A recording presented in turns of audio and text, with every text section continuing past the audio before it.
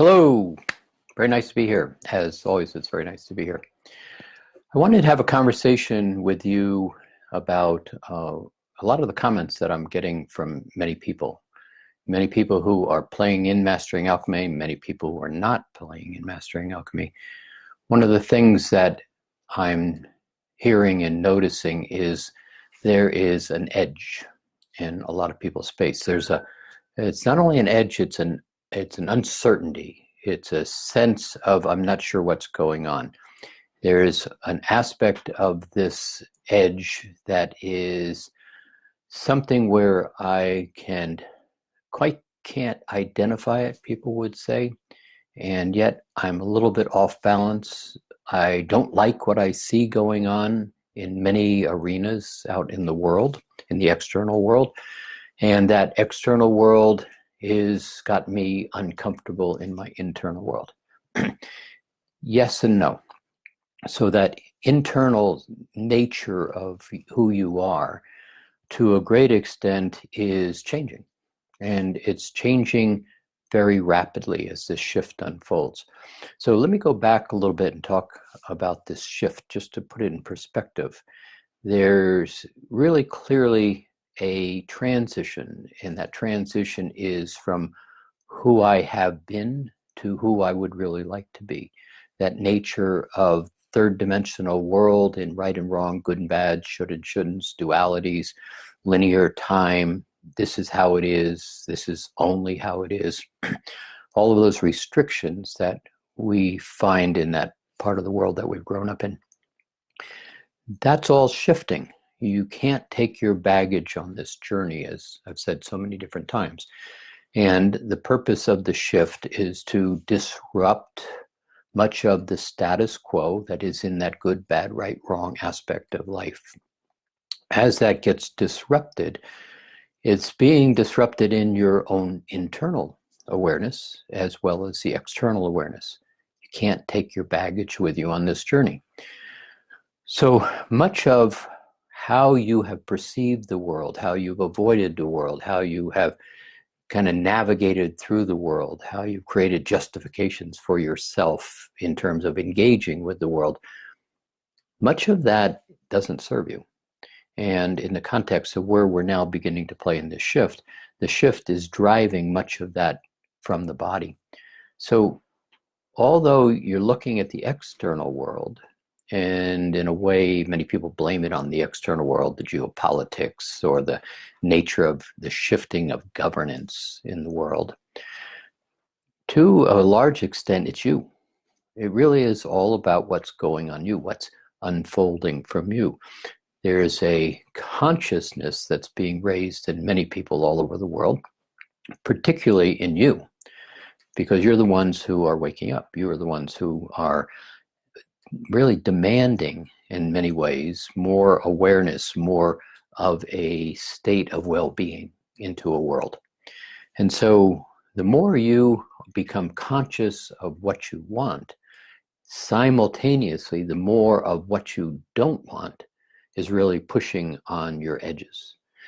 And so as this shifting consciousness is moving now very rapidly, I'll talk about these waves of light that have been going on for about 2.5, 3 years now. They are accelerating. We just went past the solstice in June. There's going to be a lot of change coming forward in the real immediate area that we're kind of playing in. You're going to find that edges, I believe, are going to start to show up even more so.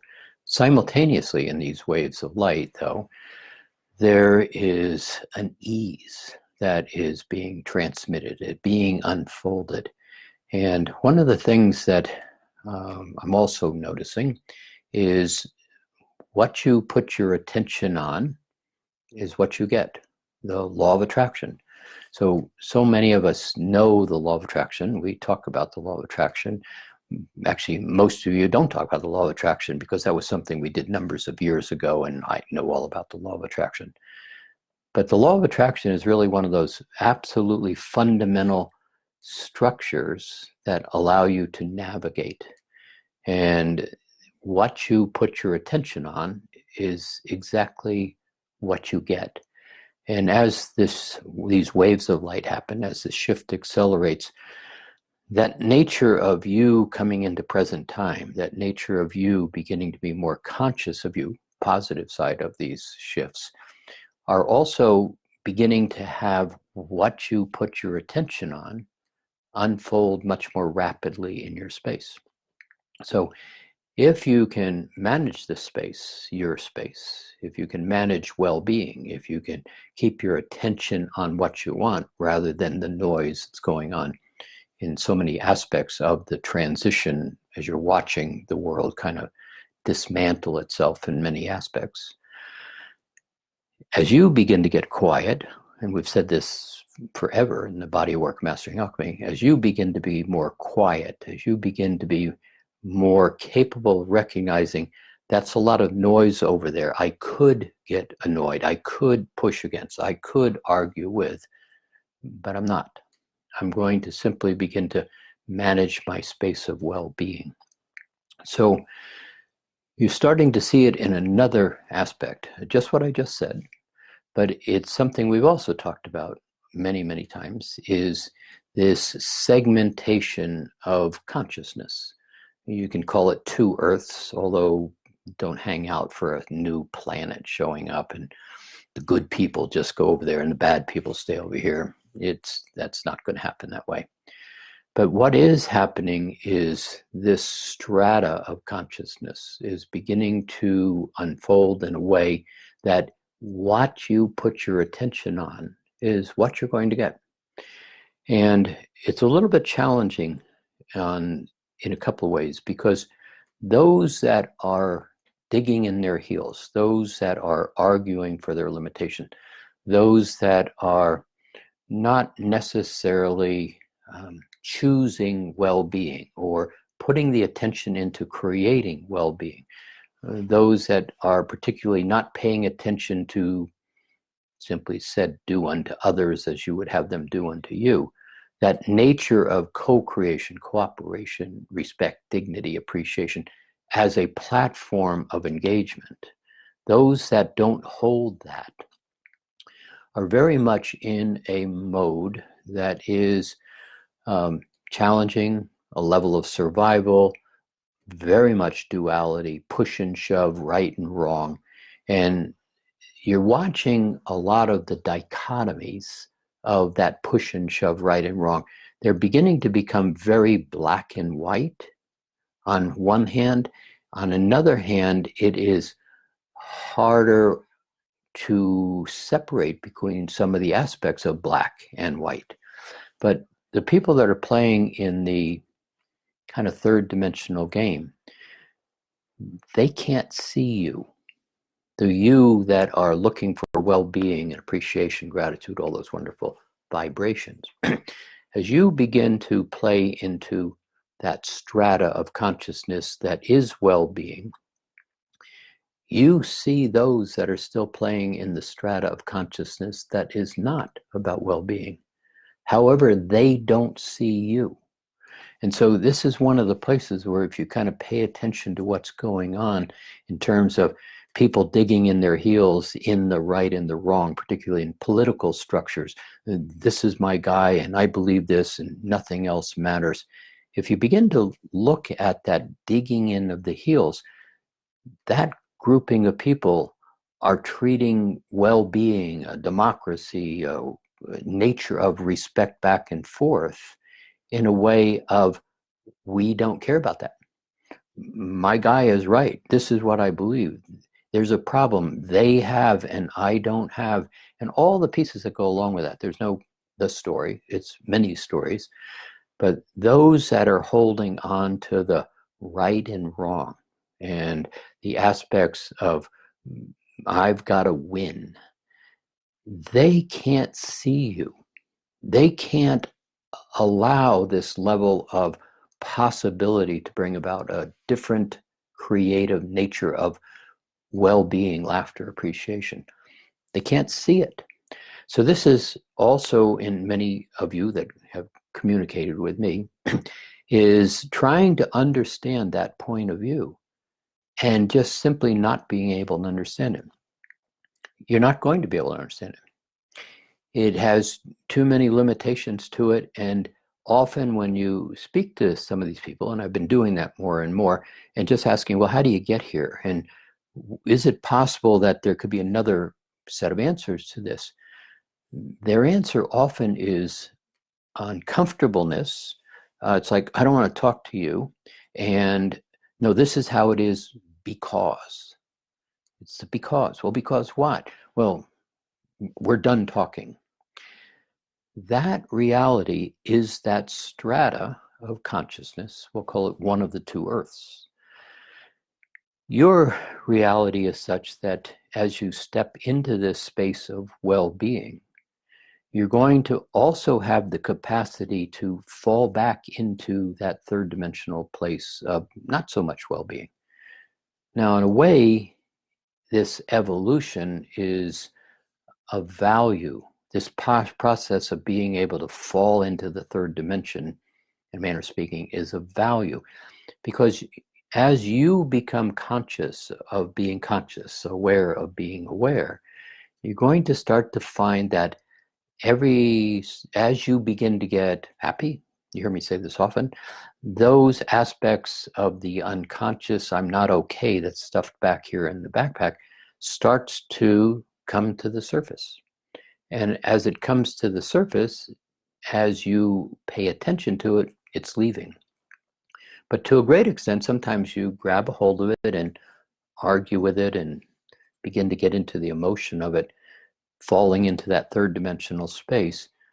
The tools that so many of you are now having available to you actually allow you to recognize yourself in that third dimensional space and apply that fourth, fifth, sixth ray, eighth ray, color codes, whatever it may be, and clear away that particular pattern and take a breath, present time, back into well-being.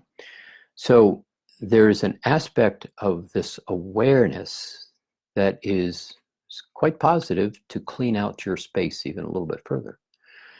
But as we go forward over the next number of years, the part that I really kind of want to talk about here is that irritation that you may experience in your space is very much akin to the frog in the boiling water story.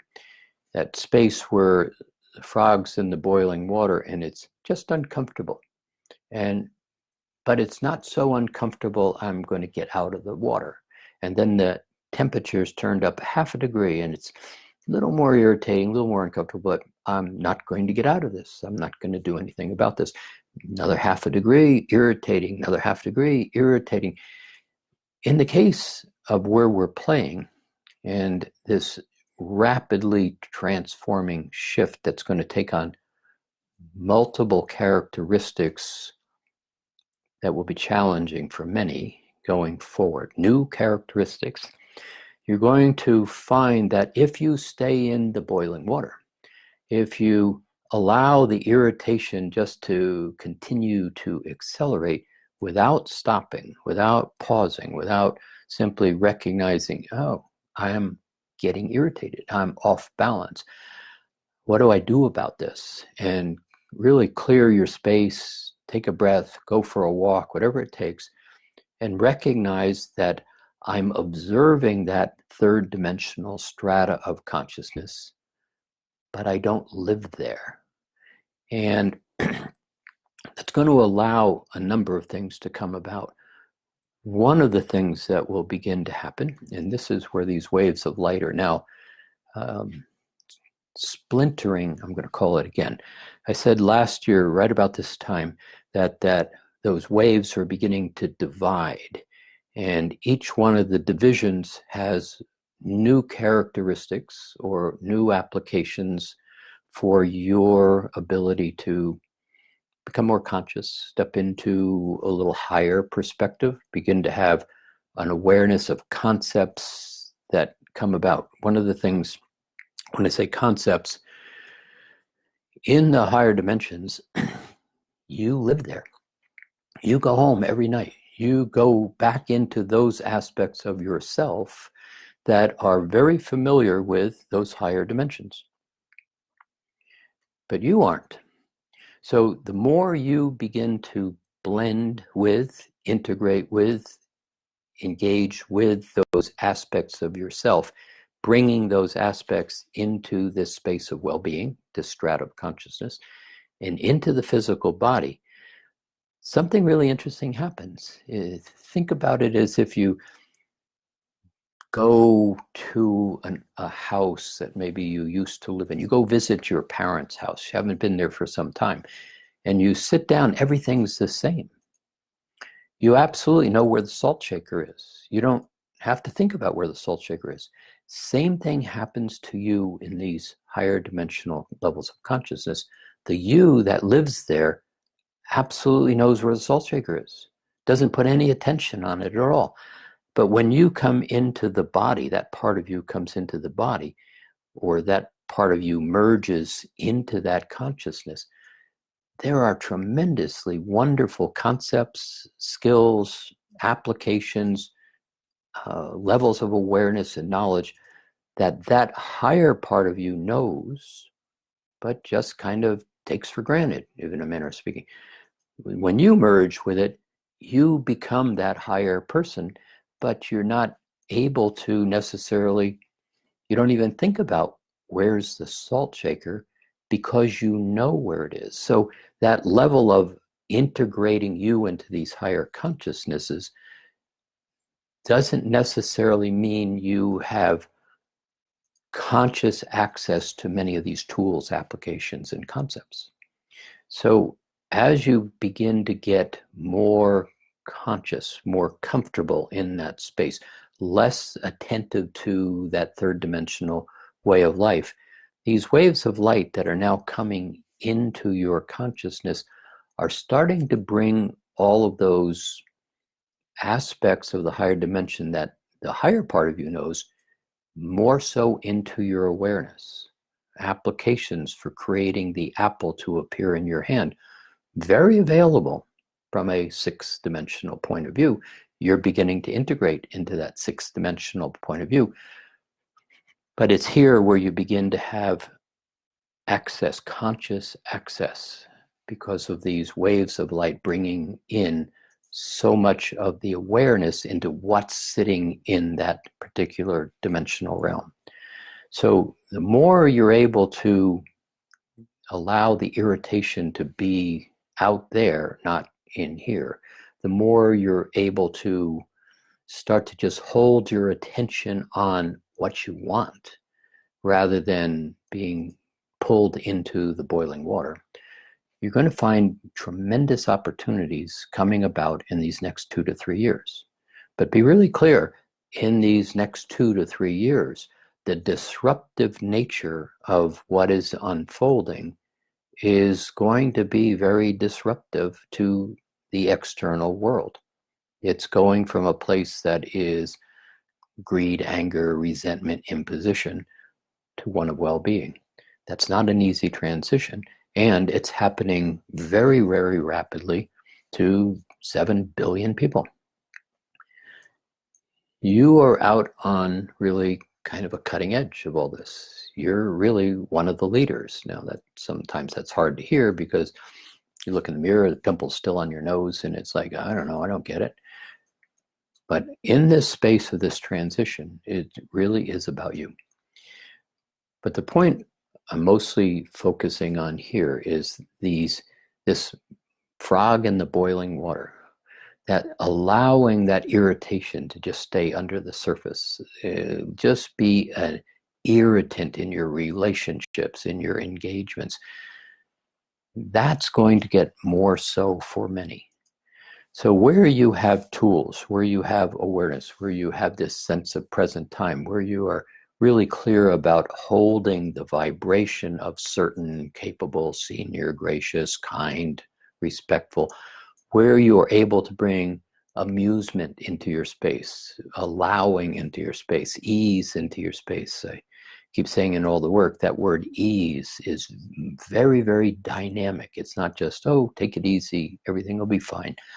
Ease is a vibrational field that is very opportunistic when it is beginning to be engaged with.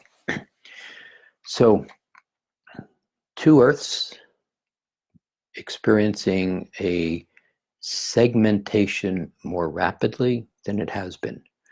This one Earth that is very much engaged in what has been is going to continue to deal in the duality and the right and the wrong and the good and the bad.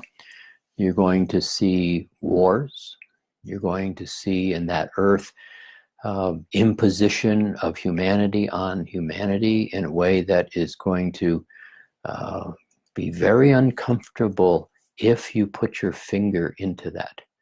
It's probably going to be somewhat uncomfortable even if you don't put your finger into it, because the nature of each one of us in this shifting awareness is really about well-being for everybody.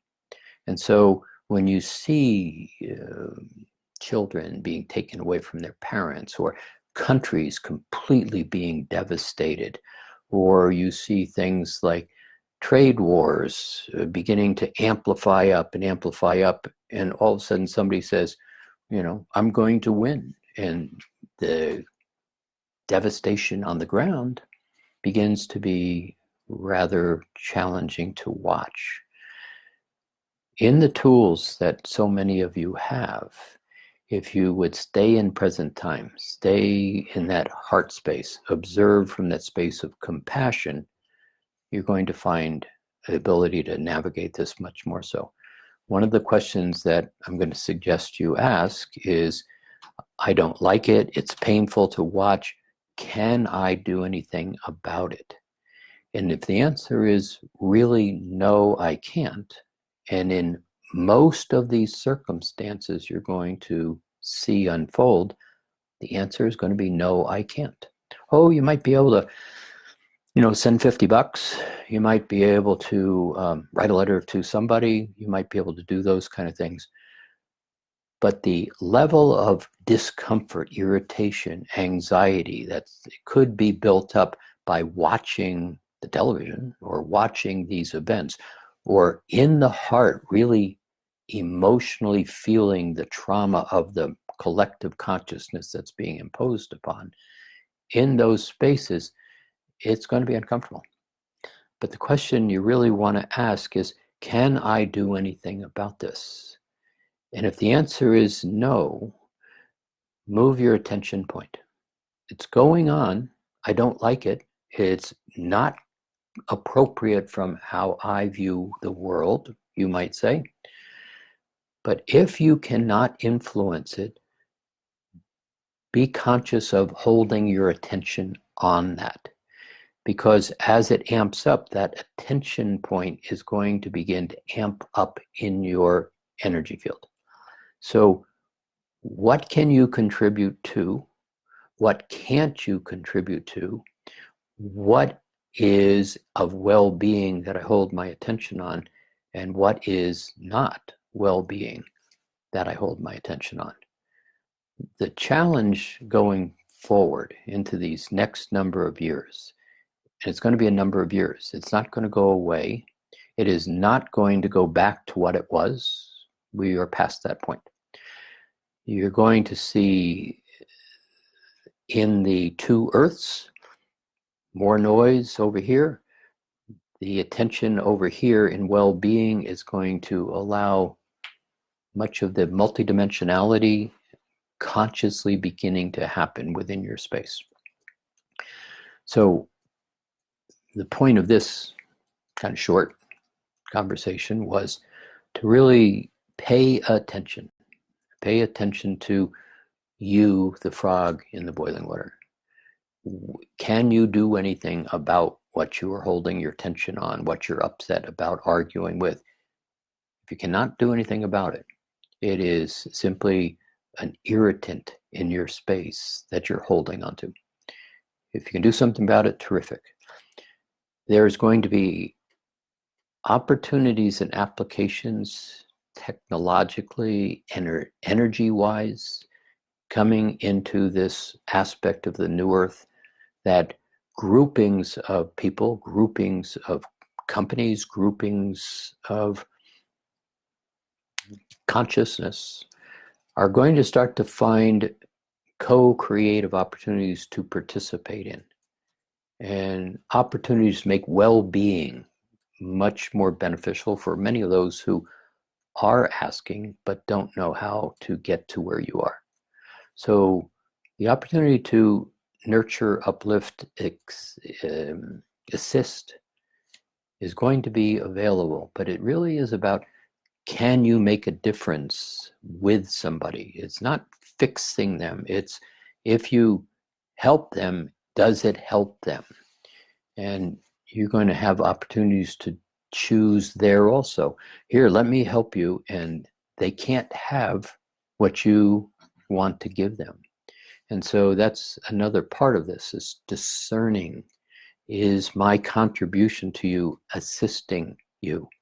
And so you're going to have a lot of choices, a lot of navigating going forward in the next few years. And but the real key piece, at least at this point where we're talking, is the frog in the boiling water. How much irritation are you going to allow before you step back and recognize, I cannot do anything about this? And it's not that I don't care. It's just simply, if I cannot make a contribution here, step away. Where can I make a contribution? Engage. But holding your attention in the noise, in the disruptive nature, because that's what it is going to only become very distracting, one, and very uncomfortable, two, in the body. So let me stop there and have you some questions. I think Roxanne's been engaging with you back and forth. So let me ask Roxanne if she has some questions about what I just said. There's a lot to this, and there's lots of different avenues that can be focused on it. But the co-creative aspect, I think you're also going to begin to find joy, excitement, where many people hold loneliness, boredom, and disconnection. So let's talk about that part also. So Roxanne, you have any questions? Yes, we do. We have some questions. Some people actually email them to us because they knew they weren't going to be online. Okay. But if you are online, please just type your question in there and then I'll ask it for you. Jim, this first one, also I posted on the Facebook feed there, how are you experiencing this shift? What's going on in your space around this big transition that we're all in? Yeah. This first question is from Mimi. Does this necessarily mean separating from people who don't choose to move towards the higher consciousness, or how do we navigate this? Well, so the question separating, it's like, do I no longer live with that person or visit that person, talk to that person? No. So this is one of the hardest things. Relationship is the most challenging game on the planet. And relationship in families is the most challenging of the relationship game. So, but one of the things here is allow others to be who they are while you allow you to be who you are. And it is really kind of a masterfulness that is being requested in that place.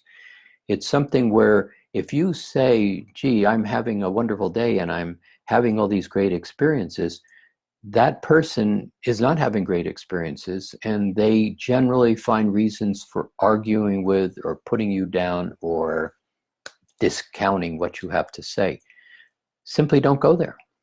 Begin to realize that where you can say, hello, gee, that's a nice shirt you have on today, and allow them to feel good and say thank you, and anything else that you could say would be disruptive to them or argumentative to them back to you, don't go there. Begin to get masterful at picking what you can say. A lot of times they will sit there in their irritation, their frustration, their blame, their guilts, and all those kind of things, and come up with some very specific responses. Oh, I'm sorry to hear that. How does that work for you? Or in certain cases, or gee, I'm sorry to hear that's happening that way. How are you handling it? What would you like to do about it? You can ask questions that direct them to respond, but do not have to have you engaging in the answer or the dialogue. Soon as you start saying, well, you should, and why don't you, and how come, you just open yourself up for them to be really irritated at you. So that navigating is a mastery. And how do you come up with really good questions that simply say back to them, well, what would you like to do about that? How are you handling that? Or what do you think's going to come about from this? Give them room to talk, because people like to talk. But the minute you suggest into somebody's irritation, particularly if you're filled with light and coming from happy, and they're already irritated at you because they want what you've got, but they don't know how to get what you've got. So that's a challenge, one of the bigger ones, but it is a place of mastery to go forward and pay attention to. Jim, this next question was actually emailed to us. This is Hannah, who's in level 1, and she lives in Wales. How do the kids fit into this shift? They seem so much smarter and together than us. Yeah, it's very interesting, because they're not just kids. You've got the millennials, a really big chunk, and then you've got those that have come behind the millennials in the context. And then you've got all the kids that have been born since 2012, which simply don't have a lot of the constructs in their space that everybody pre-2012 has. So one of the things about, I've talked about this before, but one of the things that unfolds is really kind of the baby boomers, those over 45, I'm going to just put them in that general category. To a great extent, we have imprinted in our space the dream of the new Earth, the dream of the new Atlantis, the dream of a different configuration of well-being, the dream. Many of those that come after us have awarenesses of the dream, but it's not in the same context. And what they are really all about is bringing the dream into fruition, but they are not holding the dream in front of them as a blueprint. They're beginning to live the possibilities. So when you look at a lot of the millennials, for example, and many of them are criticized for just doing what they want to do. They're criticized for coming to work when they want to come to work and not coming when they don't want to come to work. They're criticized for just getting in their car and driving off to a rock concert that's in an entirely different state just because they think it's going to be fun and amusing. Where they're criticized for that, when you step back and you begin to look, are they doing what they're all about? Are they living an aspect of consciousness that is giving to themselves? Part of the dream. But on the other hand, we have a tendency to say, well, that's not responsible, and you should, and how come you don't, you should be paying rent, you should be out on your own, you should be getting married, you should be having children. Not really. That's the older group saying what should be happening. But that younger group is beginning to step into the implementation. But it's the ones behind the millennials that are going to basically bring forth something very, very different, because they're going to watch what happens over the next 10 years. And you're going to have long about the year 2030, you're going to have a dramatic shift in everything you know. And it's going to happen because the shift is dismantling everything that doesn't work. So there's a lot more to be said about that, but I think it's premature at this point. Jim, this question is from Aaron. So is not watching the news, quote, keeping my head in the sand? Well, not necessarily. If there's lots of ways of being able to stay in communication with and conscious of what's going on. It's really about picking and choosing sources of information rather than a CNN or a Fox, which are both amped up neither good or bad, but both amped up from certain points of view, advocating positions. And that may not be the neutral sources that you're looking for. But to a great extent, watching the news, do you really get news? Are you really being told about what's going on in all kinds of parts of the world? Are you aware that there is a major shift in government in Italy and the potential that Italy steps out of the euro, which would really compromise the European stability and economy rather significantly? Are you paying attention to that?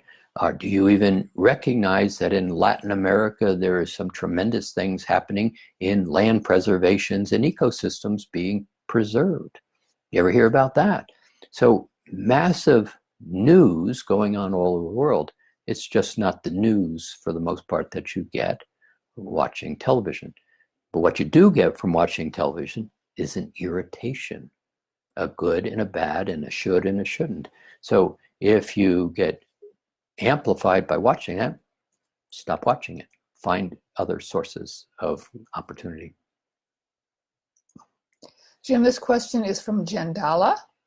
If we can do something about this or feel we can, do we pursue that? Sure.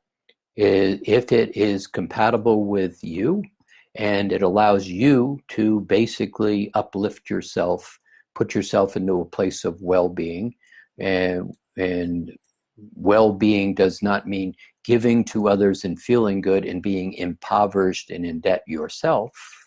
So where's the balance? How do I see? The game is really 100% about you and 100% service to others. And the real key is, how do you enjoy yourself while engaging with others? Giving to yourself, prospering others. It's not an either or. And so being in, as many are, in survival and believing I have to give and give and give and give and give, where are you having for yourself?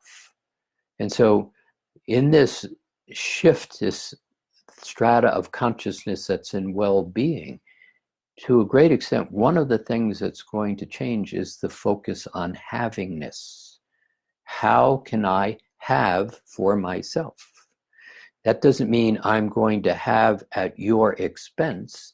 It simply means I can grow 10 tomato plants as simply as I can grow 1 tomato plant.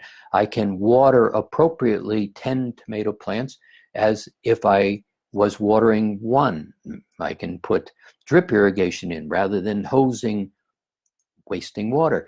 You can basically think through the strategy of something to where the 1 tomato plant produces 50 tomatoes, 10 produce 500, and generously give 475 of them away. So, and how do you feel about that? But it's really having for yourself, prospering for yourself, giving to yourself, and then allowing all of the excess tomatoes to be appropriately thought through so others have them in their prosperity. Jim, here's a question from Jeannie. Will cognitive dissonance become a thing of the past? Not necessarily. So this whole level of perception in how you think and how you engage is actually going to expand. So as you play in well-being, I mentioned earlier, you're going to have concepts and applications and considerations you've never even thought about, beginning to come into an awareness where you're going to have lots of ahas. It's going to be like, oh, wow, I never thought of that. And from that point, there is an excitement because it's like, wow, if I do this, 500 tomatoes get grown. So the thinking process, although you hear me talk about that rational mind and its limitations in a third dimensional space, this aspect of consciousness and dissonance and thinking and processing is going to actually expand in some really remarkable ways. Jim, here's a question from Donna, who's also online. How do you deal with passive-aggressive behavior? I hate those people. No, that's not the right answer. So passive-aggressive is a really interesting thing. We don't talk about it in much for a lot of years. We haven't talked about it. But passive-aggressive is a kind of a software program that has been created a long time ago in Atlantis, but that's another story, that sits in the DNA. And that process plays out in a number of ways. There is an aspect of that passive-aggressive where somebody says is simply, oh, hey, how are you, Sally? I saw your husband at the bar with Mary, our best friend, the other night, but I'm sure there's nothing to that, and walks away. And that's a passive-aggressive behavior. Or how do I make this person be embarrassed? Passive-aggressive behavior. It's something that's in the nature of who we are. And one of the things in Mastering Alchemy, particularly playing with the rays of creation, the disruption of that passive-aggressive patterning is something that we specifically take on. It's very much part of that strata of consciousness that is staying in that old world, sneaky, deceptive, creating disruption. That's all part of that old world, and that's not going to come into this new world as we go forward. Jim, here's a question from Patricia, who's also online. Is the new earth about being at peace with what is? So the new earth is going to be very much, that strata is going to continue to disconnect, not really using the word separation, but continue to disconnect. And both earths, both stratas are going to continue to be. But over time, you're going to see in this higher vibrational field, you're actually going to see a disconnect. And there will be many that will just stay in war and disrespect and all those kind of things. But they're going to disappear from that higher vibrational field's point of reference. It will take a number of years for that to happen.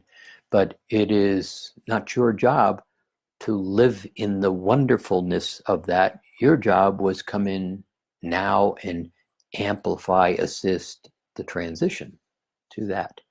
So it's going to change quite a bit going forward. The key is what I said right from the beginning of this. Who are you and how do you manage yourself? How do you navigate? Because every second, here you are. And every second, here is another person. And at that point, you are equally in your creation, evolving yourself. There's no better or no worse. This one may not see or even want to be where this one is. This one may not even see this one over here. None of that matters. Who are you and how are you navigating through these seams in all of this transition? You're about to see many options that you've never even considered before. Think about it in the context of over the last 40 years, the technological changes that you would never even conceived of 40 years ago, 20 years ago, 5 years ago. You're going to see that acceleration continue in lots of ways that are going to create a transition in each one of us. Jim, this is from Kristen, who's online. Can you talk again about how to engage or not engage with people around you who are very irritated by you? I'm finding that all around me these days. It makes me not want to leave the house. So there's a couple parts to that. It takes two to play a game. And where do you hold animosity, judgment, opinion, all those kind of words that they push against? One part of it. Where in your place do you get give seniority up to them judging, and you go into resistance. It takes two to play that game. So you might pay attention to, well, part of the question is, people ask, well, how do I fix them? You don't. You simply don't fix them. You fix you. So treat them as a wonderful mirror, even though it's irritating. Treat them as a mirror that when all of a sudden you find yourself in resistance or in some withdrawal, ask yourself, where do I hold resistance in my space? Because that resistance is to a great extent like somebody with a big billboard that says, kick me. And there's a lot of people out here that love to kick people who hold up kick me signs. Kind of, it's a game perfectly made in heaven. So take out the resistance, take out the judgment. How do you want to experience yourself? The key to this is keep your rose up and be on your side of the rose. Allow them to be uncomfortable, and I'm okay. You can't be not okay. But there's a lot of stuff out here that you don't really want to continue to play in. And the way to get out of that is, where do I hold within me kind of the little catcher's mitts that allows them to throw rocks at me? Clear that out. 4th, 5th, 6th ray, 8th ray, blue color code, yellow color code, emerald green color codes, beginning to play with the 9th ray, understanding how to bring different aspects of non-physical into the physicalness. All of the tools that are taught right in the early part of mastering alchemy. Use your tools. That's what they're there for. Let's see, lots of questions here. This next one is Rokana. I love the idea that we will get to the place where we can just sit on a park bench and radiate our light, which will cause others to just put down their guns and stop fighting. I realize there must be thousands of other people more, quote, awake than I am, radiating their light. So why doesn't that stop the wars? Is it because, A, there needs to be a certain amount of people radiating the light, or B, until I get to that stage myself, I just can't see the effects of the light in my reality? Well, look, this is a transition to that place. And that's kind of a key piece in mastering alchemy and stepping into that living light body. And I've said this often about that living light body. It's the starting line. It's not the finishing line. Is when you create that geometric construction in that system of consciousness in light, it's like another system in the body. How do you use it? And that's when you begin to start to recognize how to amplify some of these light patterns and draw the new earth from that 10th ray of light, non-physical into physical. But for the most part, it's not that there are a lot of people and they aren't doing it. It's much more so that the whole evolution of those on the planet are evolving. They're waking up. They're getting rid of their baggage. That's the transition. It's not going from unconscious to beauty and butterflies and the orange dragonfly and isn't everything wonderful in this context. That's an evolution. That's an awareness of the journey that we're on. It's not a matter of why don't they fix it.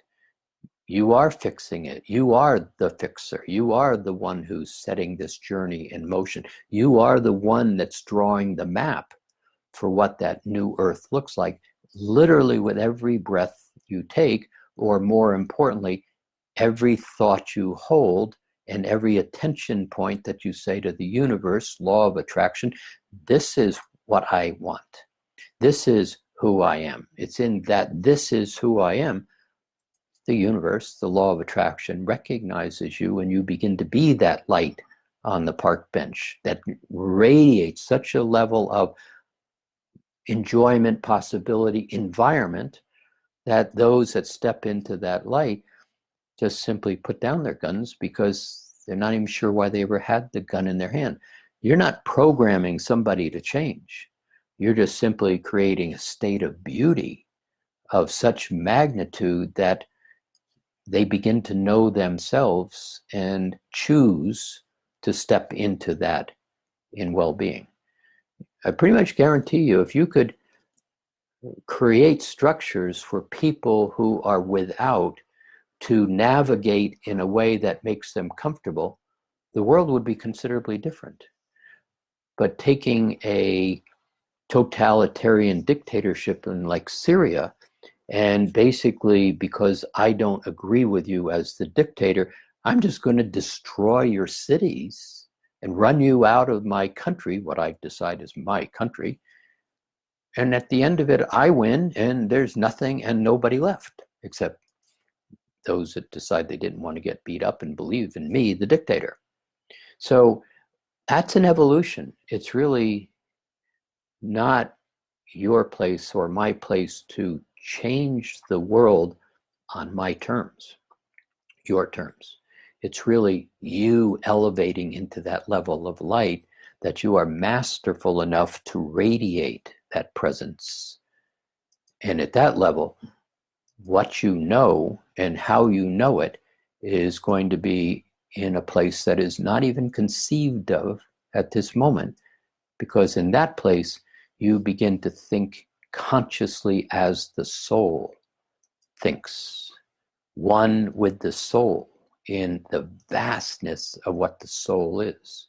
And you think from that place in a physical form, something that is not accessible at this moment, just basically conceptual. My job is to plant the seeds and point to that pathway that takes you to that place.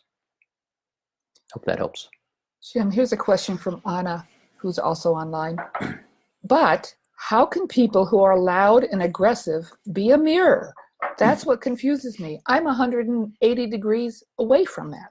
No, you're not. Next. No, I'm only kidding. Okay. But no, you are not. If you are giving attention to that, there is a resistance and a judgment and an opinion and a pushing against and an off-balanceness. It's that simple. It is that simple. And so it's not a matter of, gee, am I like them? Not necessarily. But where do I engage with them by resisting them? You get to a place where you stop engaging on resistance or judgment, they fall out of your space. They just simply go away. All of a sudden, it's like friends you've had in the past, best friends with, yeah, I really like this person. And then all of a sudden one day you realize, gee, I haven't seen my best friend Sally for 6 months. You consciously and constantly move into engagement of experience. And the experience often comes with a physical body, not yours. They step into your space. So I can say kindly, no, you're not. It's find where the resistance is, find where the judgment is, find where you get irritated by frog in the water, watching the temperature rising. And just to add something, Anna, here, when you notice that charge in your space, whether it's judgment, resistance, a sick stomach, that energy that tells you, oh, this isn't good, when you experience that, you have, if you're in level 1, 2, 3, you have tools to start clearing that out. So use your tools. And in a very big sense, they are a mirror, because what they're doing is they're pushing your button so that you can see where you're stuck, where you have energy that's out of balance.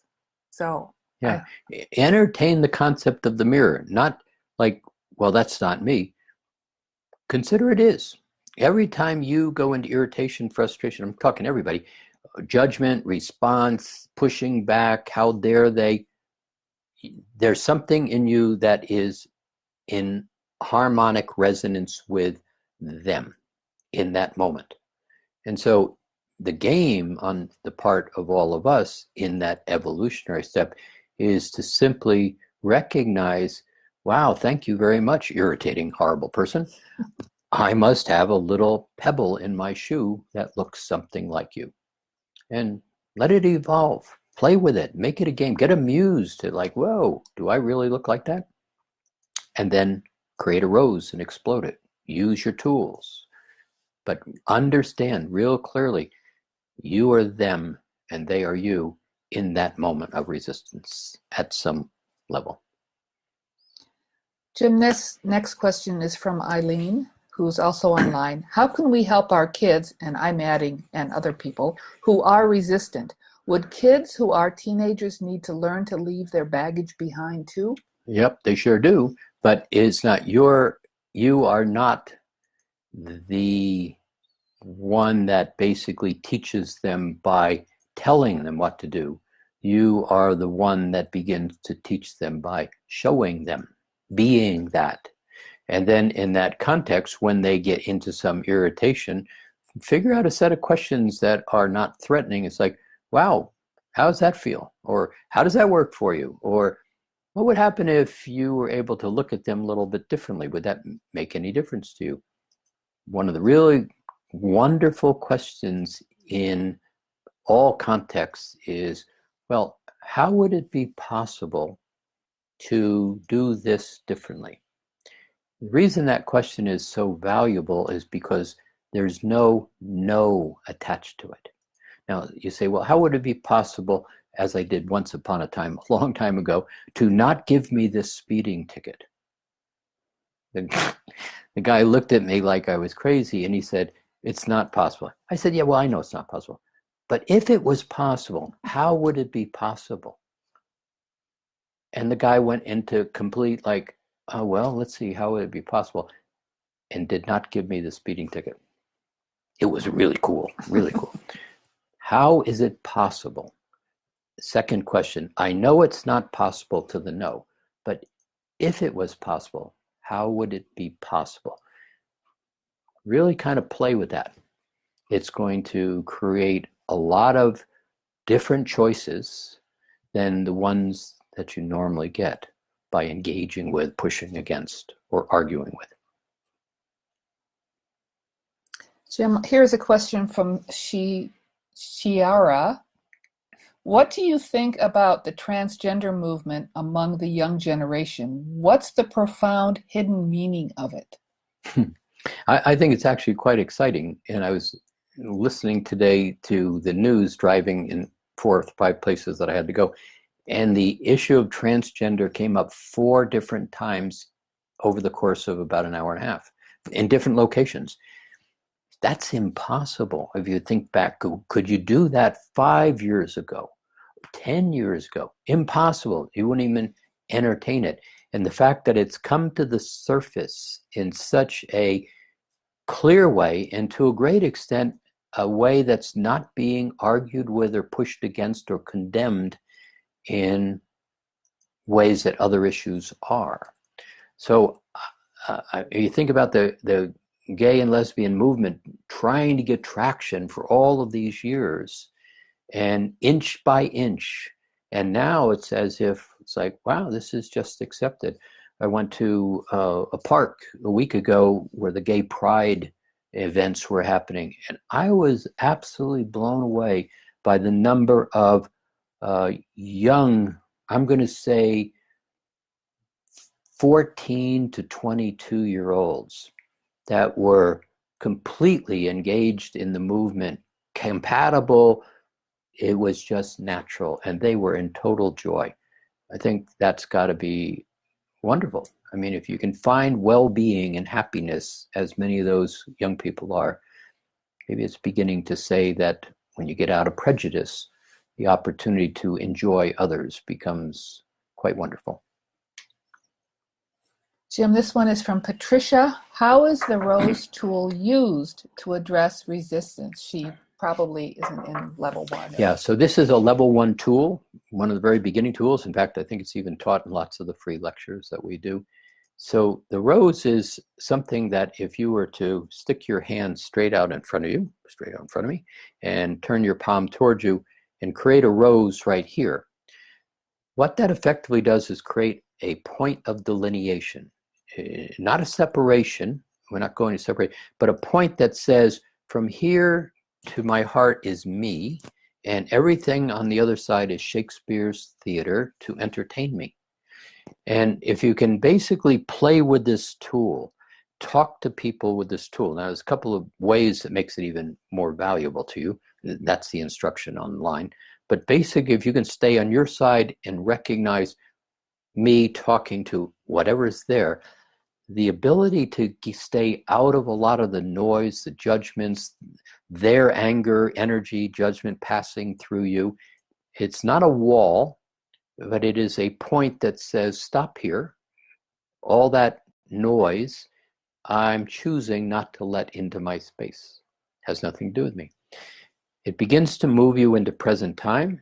It begins to have you engage in the word choice, which is not a third dimensional word. It is a place where, oh, I can choose. And so learn how to use that tool. It begins to create a foundation for this evolution into this higher strata of consciousness. This one is from Noel. Can you speak to the exhaustion being experienced by so many? Yeah, it wears me out, really. So it's the change, as simple as I can say it. All of the baggage that you're carrying, hidden to you, all of the moments of embarrassment or doubt or self-judgment or accepting somebody else's, you're not okay, all of that energy really weighs heavy in the physical, mental, emotional bodies. And it's all being purged. It's all leaving. It's coming to the surface. Most of it is coming up and you're not even aware of it. So in that concept, in that context, many people are becoming worn out. They don't have application of a lot of the tools that many of you have. They don't have a sense of those spinning fields of light, the octahedron, the star tetrahedron, where those two counter-rotating fields of light are spinning. They basically are creating a stability of light in present time. As you pay attention to that, there's minimum exhaustion generated when you are conscious of that space. There is another aspect of it also, that these waves of light that are now coming in are rearranging you. They are changing the small programs, we'll call them small programs, like little software programs in the DNA structure.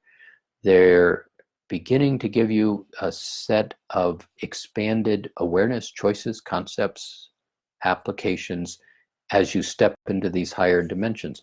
But in the meantime, the body is, for people who are not running their energy, people who are not playing in the tools, people who are not staying on their side of the rose, which is the majority of the people, these waves of light are coming through and creating, in some cases, an irritation because the noise is leaving and they're grabbing a hold of it, being the effect of the noise. In other cases, the wiring is being recreated and the body is stepping up and it needs some rest. So the exhaustion in numbers of cases is really you just simply needing to be nice to yourself. Take a nap, go for a walk, get out of worry, get out of work, sit on a rock by the stream and just give to yourself. Giving to yourself is a concept that most of us don't pay any attention to or really engage in. One of the things along those lines we do is we work our butts off, we solve problems, we accomplish things, and then we go, good, that's done, what's next? We don't pause, we don't celebrate, we don't congratulate ourselves for being successful, we don't go, good job. Okay, now how do I create the next piece of this? That pause allows for a completion and then an engagement. But when there's no completion, peace runs into peace, runs into peace, you're exhausted. And that's what many people are feeling today. Jim, this question is from Sue. It's kind of a comment, but I'm sure you'll have a comment for her.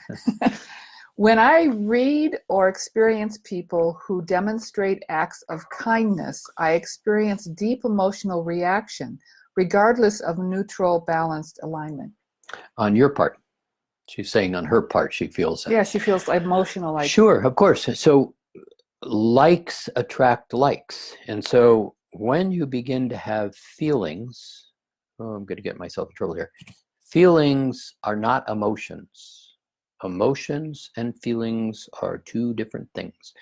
When feelings are generated from the heart, and when you begin to see beauty, kindness, well-being, you begin to see, it's like looking at a little baby and it smiles and the puppy dog comes up and licks its face and you go, oh, that's really nice. You feel that. It's the heart engaging with the heart of the other human. It's the heart beginning to recognize compassion and beauty and well-being. It's the heart saying hello to you and itself in the vibration that the heart is really most aligned with. So those sensations of watching kindness are you seeing you as a reflection of you in that other person. So enjoy those opportunities. When you have an opportunity to validate somebody in a reading and tell them, wow, you're really doing great. This is how this is working. You watch them rise up and basically neutralize all of the noise that's keeping them from staying in that place. But compassion, beauty, and the smile in the heart begins to radiate when you watch like-minded actions.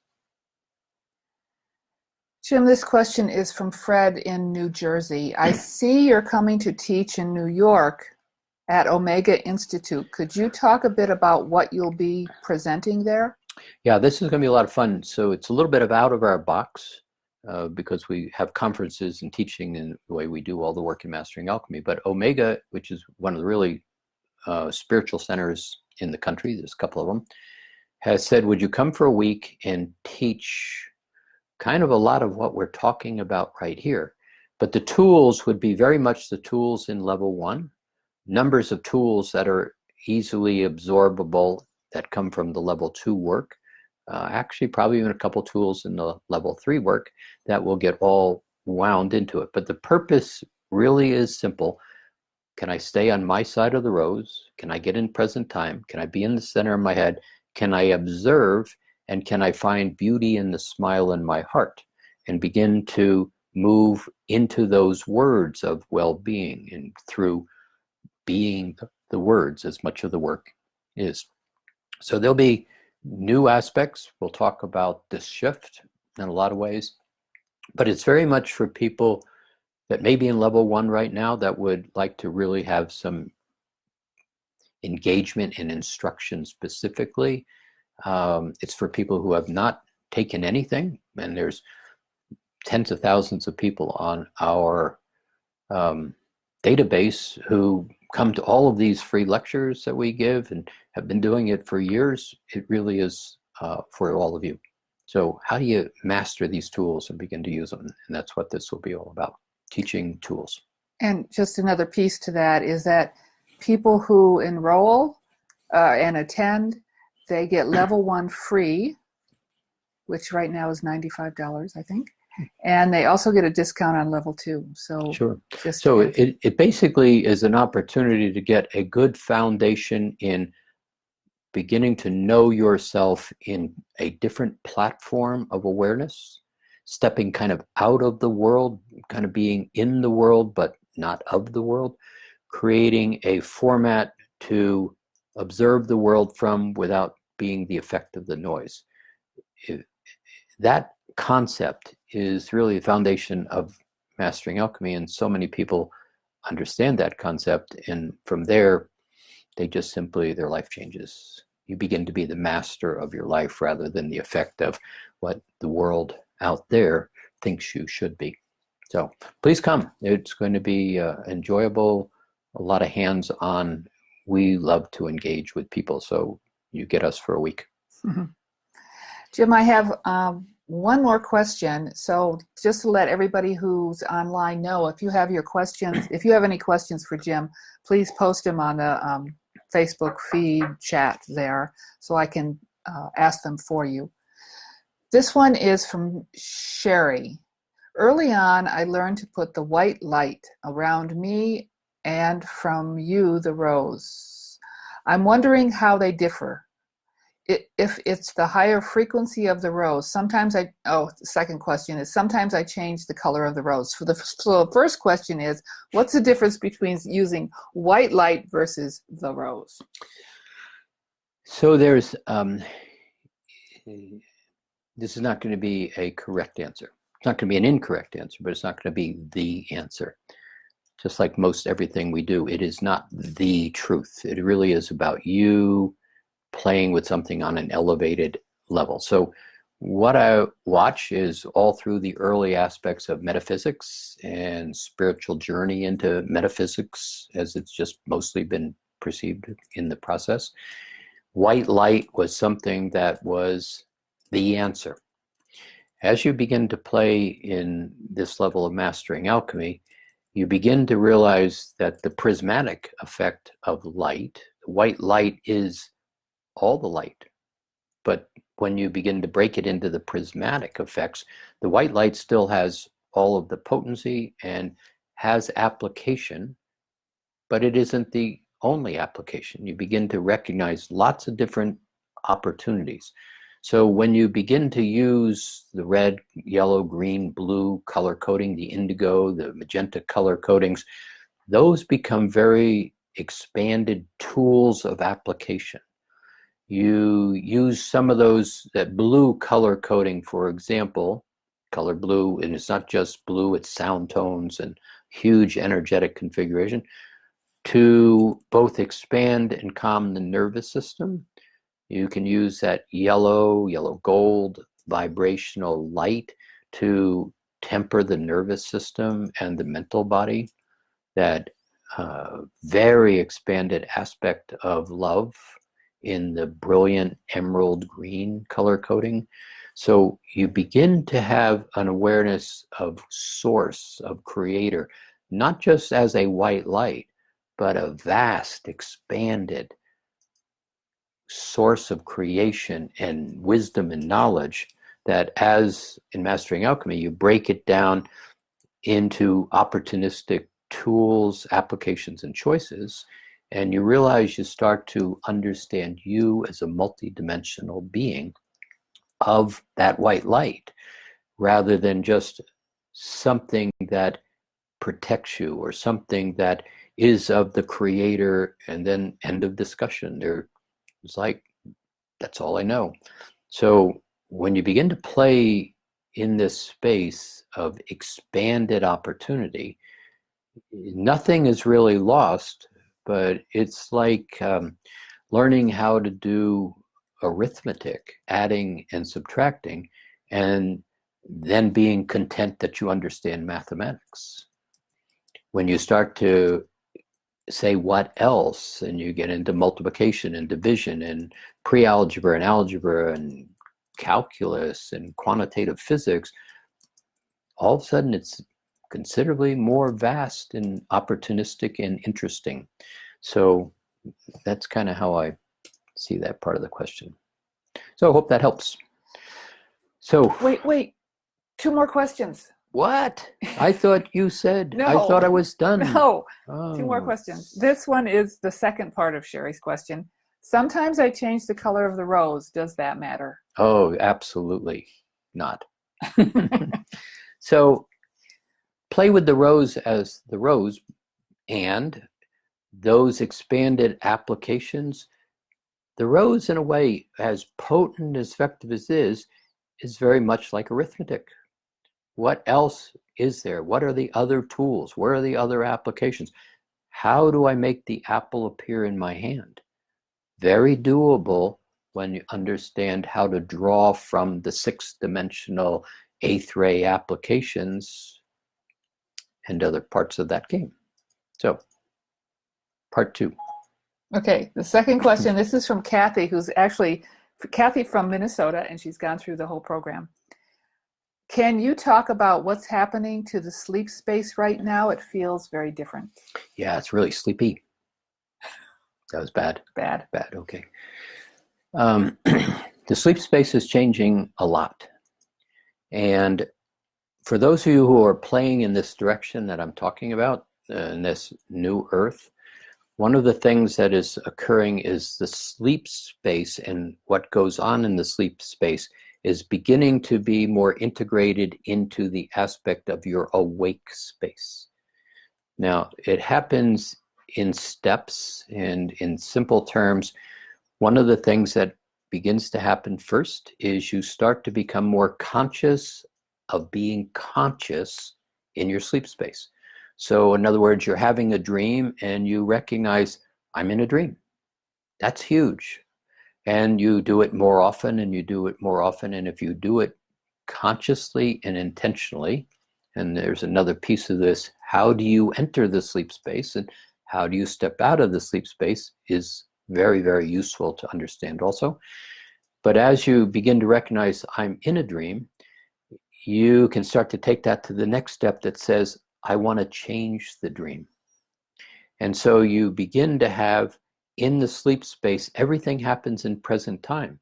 So this is where you see somebody from the past, George Washington or Alexander the Great or some Genghis Khan, and you see, the Martian who shows up in 50 years from now. Very comfortable, no challenge with time. So, but you begin to change the dream.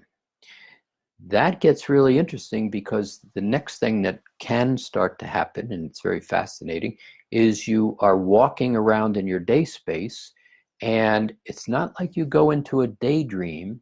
It's as if you're watching a circumstance unfold in front of you, and you realize, I would like to have this circumstance happen differently.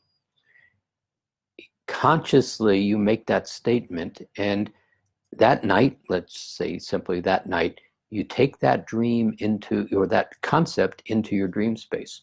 You change it in the dream space. You put it back into the daytime space. Wait a week or two until the scene unfolds. And it unfolds as you've created it rather than how it was originally set. That gets really creative. When you start to play there, and let me be really clear, you can only play there in well-being. The minute you have a thought of personal gain, as in manipulation of one over another, kind of into discussion. That's not how that higher multidimensional space works. So the sleep space is getting very interesting. Another part of that is in the space that is unfolding, your engagement with the animals in the animal kingdom is beginning to change. Now, to a great extent, it's that same level of awareness that I'm talking about, where you are conscious, aware. For many of you playing in Mastering Alchemy, it really is beginning to be far more quiet, not only as you are in that fourth layer of thought, but as you begin to step into the really fine-tuned quietness of the fifth layer of thought, and yet you're very present and conscious, it's in that space that you can begin to have an engagement with the animals. It's like you look at them and they look back at you. So they're not going to talk to you on one hand. For many of you who have asked this question in the past, the Eye of Horus, which is not a necklace you wear around your neck or some mystery school in Egypt, it is a huge configuration within the brain. And as that's turned on and begins to operate, as many of you are experiencing, what you call psychic abilities or spiritual abilities, clairvoyance, clairsentience, clairaudience, the 2 levels of telepathy, your transmediumship, about 15 more of those spiritual abilities, all begin to happen and function as a unit. And so in the gauge with the animals, there is an ability where you can get their attention and they get your attention. Now, it takes a little bit, but Roxanne and I are fascinated because all of a sudden, for no reason at all, and never before, has this fox showed up in our backyard every day. This morning, a turkey shows up in the backyard. 2 animals that simply don't exist in our environment. So we're finding that engagement with animals to be something that also is happening. please understand the animals aren't going extinct. They're going home, as Esther Hicks, channeling Abraham, has said for years and years and years. They're conscious enough to recognize what's happened and flow through the shift. So they're leaving, but not to be overly concerned, disappointed that you don't have some of those animals here to enjoy, but you're going to be very surprised in the near future. Oh, out a little bit further in the future. So is that the end? That's the end. I don't have to talk anymore? Okay. So I hope this was helpful. My whole purpose in it, for those of you who came later, is pay attention to the irritation levels. Most of the irritation is not you. It's if you hold on to it, you're going to get more and more disrupted. It's like the boiling water just keeps raising up and you get more irritated. It is this shift. And the quieter you can begin, recognize in present time that's not my noise, it's not my energy, you're going to be able to navigate through these seams as these two earths begin to segment and create more division between them, distance between them. But the interim is going to be very noisy and very exciting. So with that said, I appreciate you. I hope this was of value. We're going to do it again not too distant future. There's more to talk about. So go have a great day wherever you are in the world. Blessings.